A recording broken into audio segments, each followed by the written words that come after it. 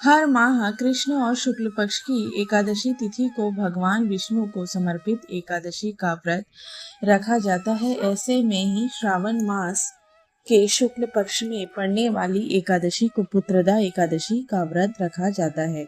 बता दें कि साल में 2 बार पुत्रदा एकादशी का व्रत पड़ता है, पहला श्रावण मास में तो दूसरा पौष महीने के शुक्ल पक्ष की एकादशी को रखा जाता है। सावन मास में पड़ने वाले एकादशी व्रत का विशेष महत्व है।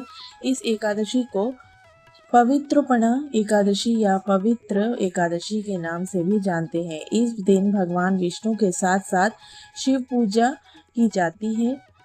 मान्यता है कि पुत्रदा एकादशी के दिन व्रत रखने के साथ पूजा करने से हर एक दुख दर्द से निजात मिल जाती है। इसके साथ ही संतान प्राप्ति की इच्छा पूरी होती है। आइए जानते हैं पुत्रदा एकादशी की सही तिथि, मुहूर्त, धार्मिक महत्व से लेकर व्रत के पारण का समय तक।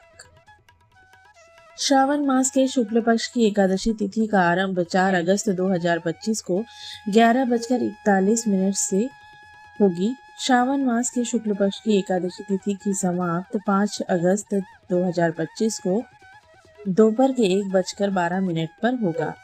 पूजन का ब्रह्म मुहूर्त सुबह 4:20 से सुबह के 5:02 तक, रवि योग सुबह के 5:45 से सुबह के 11:23 तक, अभिजीत मुहूर्त दोपहर के 12 बजे से लेकर दोपहर के 12:54 तक रहेगा। शाम के समय का पूजन का मुहूर्त 7:09 से लेकर शाम के 7:30 तक रहेगा। सावन पुत्रदा एकादशी के अगले दिन यानी 6 अगस्त को सुबह 5:45 से 8:26 तक व्रत का पारण कर सकते हैं। पारण के दिन द्वादशी समाप्त होने का समय दोपहर के 2:08 पर है। पुत्रदा एकादशी वाले दिन प्रातः काल स्नान करके साफ वस्त्र धारण करें, सूर्य देव को जल अर्पित करें। इसके बाद चौकी पर पीले रंग का कपड़ा बिछाएं और फिर माता लक्ष्मी और भगवान विष्णु की मूर्ति स्थापित करें। भगवान विष्णु माता लक्ष्मी का अभिषेक करें। माँ लक्ष्मी को 16 श्रृंगार की चीजें चढ़ाएं। घी का दीपक जलाकर आप देवी देवता का ध्यान करें। फिर पीले फल, फूल, धनिया के पंजीरी, मिठाई आदि का उन्हें भोग लगाएं। पूजा के वक्त मंत्र और पाठ का उच्चारण करें और सभी को प्रसाद बांटें। साल में कुल 2 बार पुत्रदा एकादशी का व्रत रखा जाता है, पहला श्रावण मास, दूसरा पौष मास।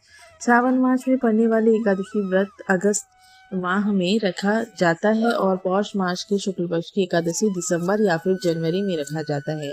श्रावण मास में पड़ने वाली पुत्रदा एकादशी के दिन श्री हरि विष्णु के साथ शिव जी की पूजा करने का विधान है। मान्यता है कि इस व्रत को रखने से हर तरह के दुख दर्द से निजात मिल जाती है। इसके साथ ही संतान प्राप्ति की इच्छा पूरी हो सकती है। ओम नमो भगवते वासुदेवाय नमः।